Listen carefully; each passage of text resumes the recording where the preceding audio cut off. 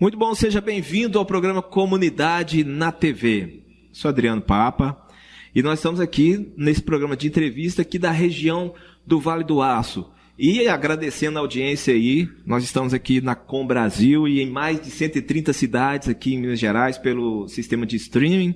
E você sabe, né? Tudo que é bom, Com Brasil fica melhor. Hoje nós temos aqui para o nosso bate-papo a doutora Natália Oliveira Silva. Ela é médica psiquiatra, nascida em Uberlândia. Eu estou frisando aqui um pouquinho Uberlândia por causa do sotaque, né? Formada na Universidade Federal de Uberlândia. Doutora, seja bem-vinda ao nosso programa. Muito obrigada.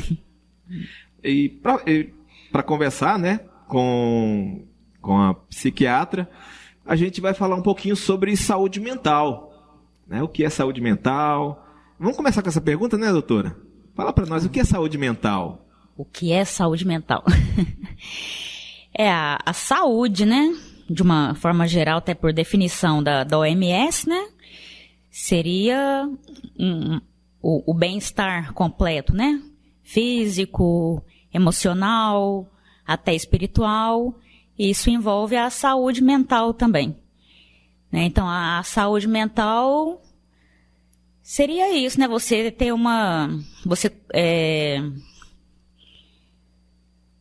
conseguir cuidar de todos os aspectos da sua vida, né? Do dia a dia, social, trabalho, relações entre pessoas, estudo, passeios, né? Que tudo isso, tudo que faz parte da vida, né? Se estiver sendo feito com qualidade, é sinal de uma boa saúde mental. De saúde mental. A gente tem uma resistência muito grande da sociedade nessa questão da área de saúde mental, né? Tratar com psicólogo, com psiquiatra. Mas, assim, qual a importância da saúde mental na nossa vida, no cotidiano? É uma barreira bem grande, né? Até que, ultimamente, tem sido cada vez mais falado e isso tem facilitado bastante, né? O acesso de muitas pessoas que, às vezes, tinham resistência, né? De procurar um atendimento, né? Para buscar mais qualidade. Essa resistência está caindo, né? Então, assim, na comunidade. Ainda tem bastante, mas está caindo sim. E eu entendo porque, assim, a psiquiatria é uma área da medicina que não sei se foi ficando para trás na questão dos estudos, né? Mas até pelas manifestações mesmo, né? Das doenças que a gente acompanha. No geral, são doenças, né? As manifestações das doenças, os sinais, os sintomas, muito facilmente se confundem com sensações, pensamentos, sentimentos, emoções normais da vida, né? Então, às vezes é difícil saber ali até que ponto tá normal, é isso mesmo, né? Até que ponto tem que aguentar, ou até que ponto não, isso daí já pode ser considerado uma doença, já cabe um tratamento, né? Então, acho que isso que limita bem. Dentro dessa resposta da senhora, assim, existe algum sinal de alerta, alguma coisa que a gente pode falar assim, opa, a pessoa já não está legal, né, mentalmente? Uhum. Existe algum tipo de sinal para a gente ficar em alerta? Uhum. Acho que vai nesse sentido aí, né, que a gente já começou a falar das funções, né, do corpo, funções da vida, né, até as funções do próprio corpo mesmo, né, se a gente começa a ter coisas que a gente faz naturalmente, desde que éramos homens das cavernas, né? Sim. Alimentar, dormir, né, então se o apetite já não está normal e não tem nenhum motivo ou outro claro, né, para justificar essa alteração de apetite, ou o sono também, começou a ficar com sono prejudicado, ou até dorme, mas não está descansando, e também não tem nenhuma outra doença clínica, nada orgânico para justificar isso, né? Ou as funções da vida, né, essa parte social, né, amizades, relações afetivas, no trabalho, né? Às vezes você conseguia executar algumas atividades, agora já não está mais conseguindo, né? Ou qualquer atividade que você se reconhece como capaz de fazer, mas por algum motivo isso não está sendo concretizado, né? Você não consegue atingir suas metas, né? Então, acredito que nisso, né, quando funções do corpo, né, ou até funções do cotidiano, do nosso social, que não estão sendo limitadas, acho que o alerta seria por aí. Ah, entendi. Veja bem, a gente está praticamente saindo de uma pandemia, vamos dizer assim, né? Da Covid-19. Na época a gente viu, eu vou usar um termo leigo aqui, a gente viu muita coisa louca, né? Muita gente surtando. Sim. Isso afetou a saúde mental, assim, da população de uma forma geral, afetou em hábitos, afetou de alguma forma a população? Olha, e continua afetando até hoje? Sim, essa pandemia que parece que foi um pesadelo coletivo, né? Sim, foi um filme de terror. Um filme de terror que todo mundo viveu junto aí, que parece que nem aconteceu, né?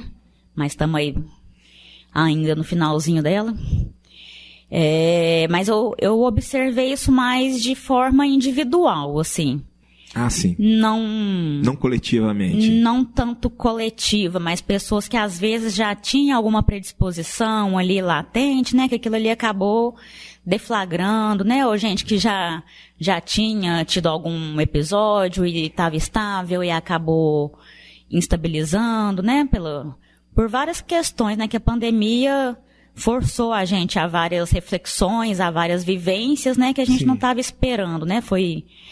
Não deixou de ser cada um viveu um trauma de alguma forma, né? Então, eu vejo isso afetou cada pessoa de uma forma individual, né? Algumas pessoas que tiveram que lidar com a morte, né? Mais próxima. Sim. Mais que o próprio medo de morrer, eu vi muitas pessoas sofrendo com medo de alguém morrer, né? De algum ente morrer, de perder alguém. Ou de ficar preocupado de não levar, né, o vírus para casa, para não contaminar, às vezes, alguém mais idoso que estava em casa. E isso gerou muita paranoia, uma acabou preocupação excessiva, né? Desencadeou muito o quadro de ansiedade, né? Ou as próprias perdas, né? A forma que muitas pessoas tiveram que se despedir, né? Sem aquele ritual, né? Que a gente é acostumado. Então, assim... Então, muitos quadros, né, nesse sentido mais de ansiedade, depressão, e não posso falar muito também, né, por não ter fundamentos, mas até a própria doença, né, quem viveu a doença, não todos, né, mas algumas pessoas queixam também, às vezes, de esquecimento, ou uma depressão que foi desencadeada depois, né, mas até uma forma, assim, de que o cérebro ficou funcionando ter adoecido, depois de ser contaminado, tem alguma coisa nesse sentido, mas até pela própria situação traumática mesmo, né, que aí cada um viveu de uma forma ali. Aquele medo, eu vou morrer, fui contaminado pela Covid e vou morrer. Vou morrer, ou alguém vai morrer. Questões com trabalho também, né, muita gente teve que fechar a empresa, né, teve que repensar, criar uma forma nova de trabalhar, de ter uma renda, né, então assim... tirou o chão de muita gente.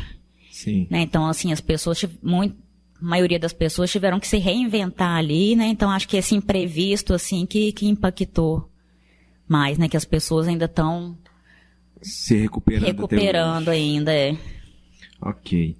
Pois e aí falando nessa questão de saúde mental, qual que é o benefício de uma terapia no tratamento de distúrbios mentais?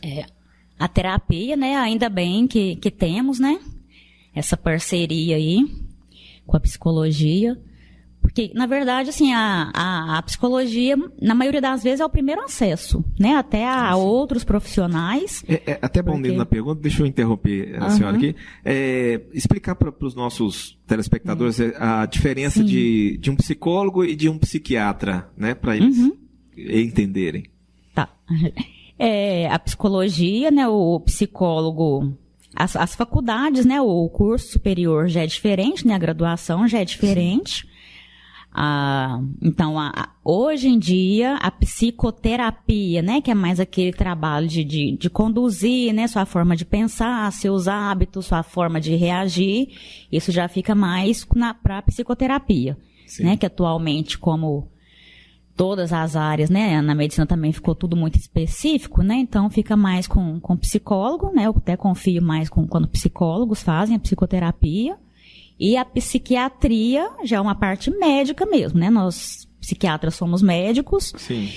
Então, a gente vai atuar mais quando a gente identificar que realmente tem uma doença, né? Um transtorno presente ali para além de uma situação normal da vida.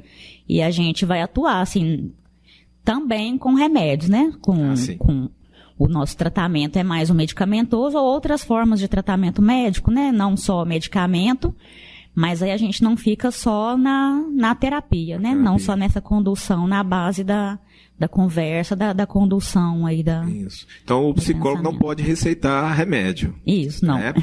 Para os nossos telespectadores entenderem, o psiquiatra que receita remédio. Isso. Ok. Vamos lá, quais os mitos mais comuns sobre saúde mental que a gente precisa trabalhar às vezes para cair por terra?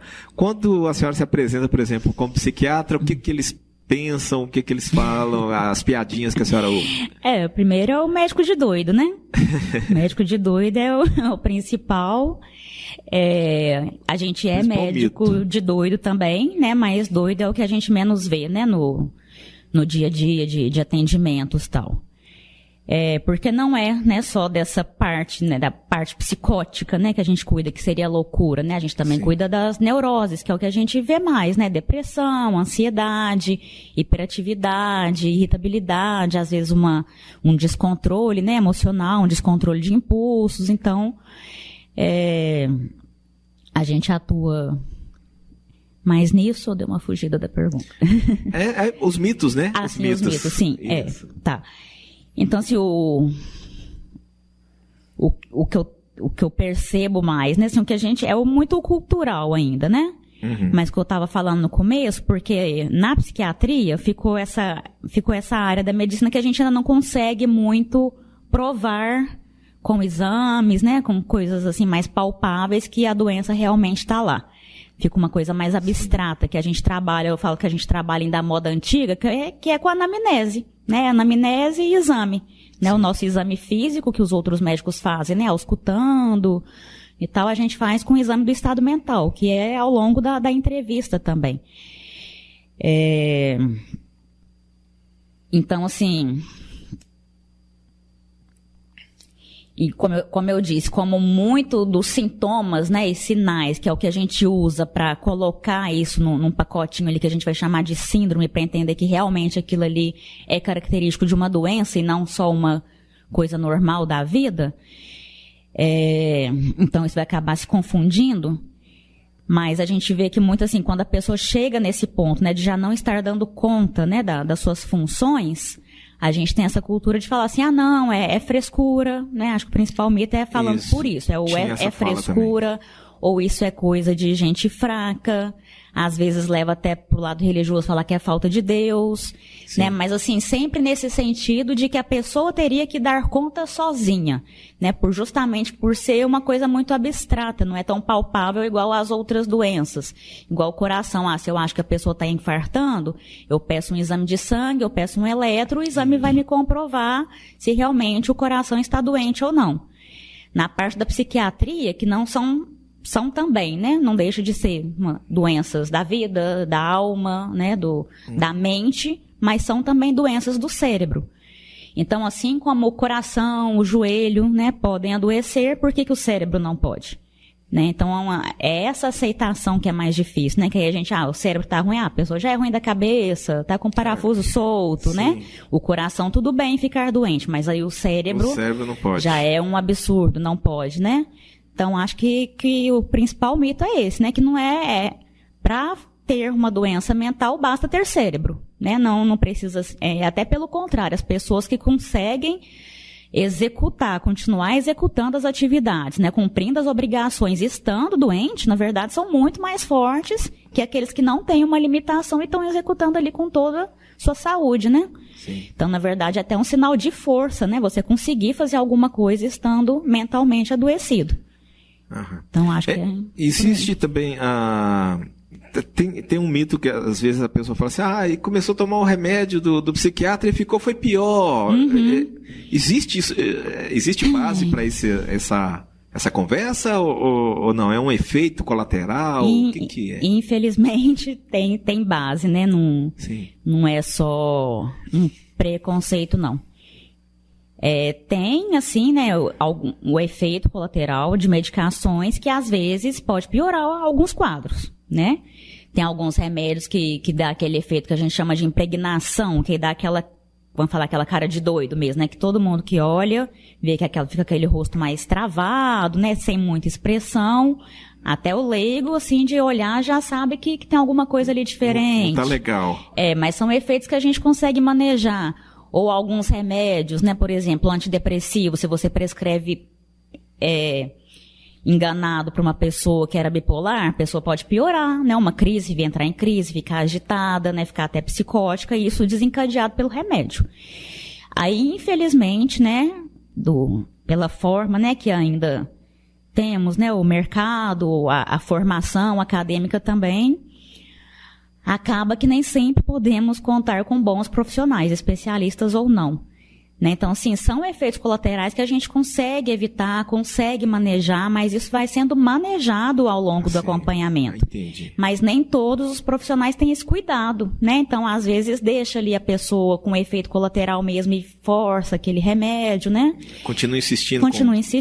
Né? Que às vezes deixa a pessoa travada, ou às vezes dá ganho de peso, ou deixa ela mais agitada. Né? E às vezes não tem aquele cuidado ali de ver o caso a caso, às vezes na pressa, dependendo da instituição que trabalha.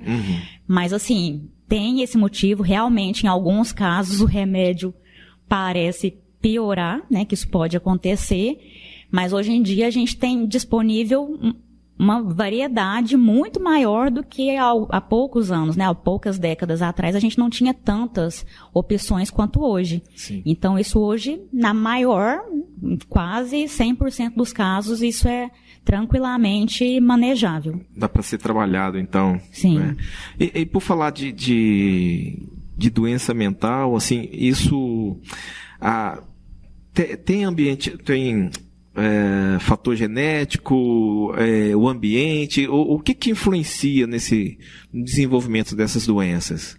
Sim, é igual eu estava falando, né? Não querendo só colocar na parte biológica, porque na psiquiatria mistura, né, o todo da vida com o físico, né? Mas a gente aprende, né? Tem até um livro que a gente usa muito na residência, que ele faz o comparativo, né? Que a saúde e a doença mental, ele compara como se fosse uma ponte e os automóveis que passam por cima dessa ponte. Uma boa parte, né, das doenças mentais tem uma base genética, né?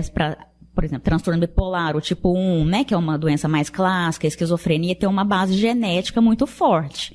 Que eu brinco que para você não basta querer, você tem que poder ser. Você tem que ter uma base genética para conseguir desenvolver essa doença. Por maior que seja o estresse. Se você não tiver essa tendência, já no seu DNA, você não vai ter em época nenhuma da sua vida. Então, a gente compara, né, como se a ponte fosse essa estrutura, essa base genética nossa que já vem pronta, é o tanto que você aguenta. E os automóveis é o ambiente, né? São os problemas da vida, são os estresses, as privações, as frustrações, as dificuldades, né? Os traumas, as perdas.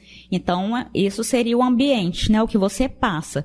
Então, é um conjunto disso. Para falar se a ponte vai se manter em pé ali ou se ela vai desabar, depende das duas coisas. Depende da estrutura da ponte, que é a genética, e também depende do peso que está em cima dela. Entendeu? Então, é um combinado disso. Às vezes a ponte muito fraca não vai aguentar nenhuma pessoa passando, né? Mas uma pessoa, às vezes, de uma genética, né, dessa parte de saúde mental, se já for mais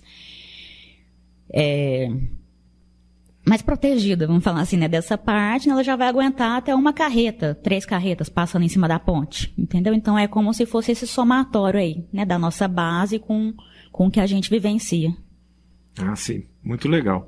E qual a importância, assim, do autocuidado? O que a gente precisa fazer para ter uma boa saúde mental?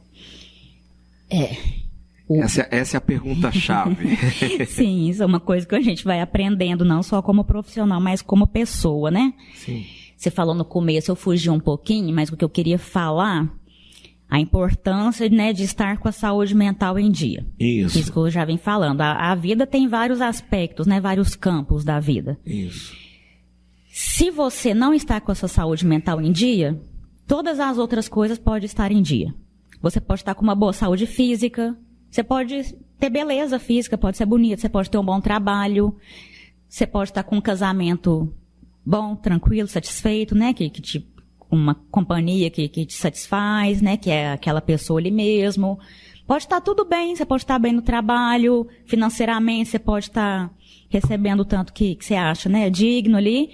Mas se você não estiver bem da saúde mental, é como se nada disso valesse. Né? Você não consegue curtir tudo isso.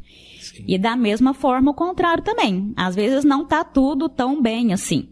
Mas se a sua saúde mental está em dia, você fala, não, tudo tranquilo, né? Vai estar tudo sob controle, vamos continuar, vamos persistir, né? Que vai ficar bem. Então a saúde mental muda a visão de tudo, né? Muda o como você enxerga a vida.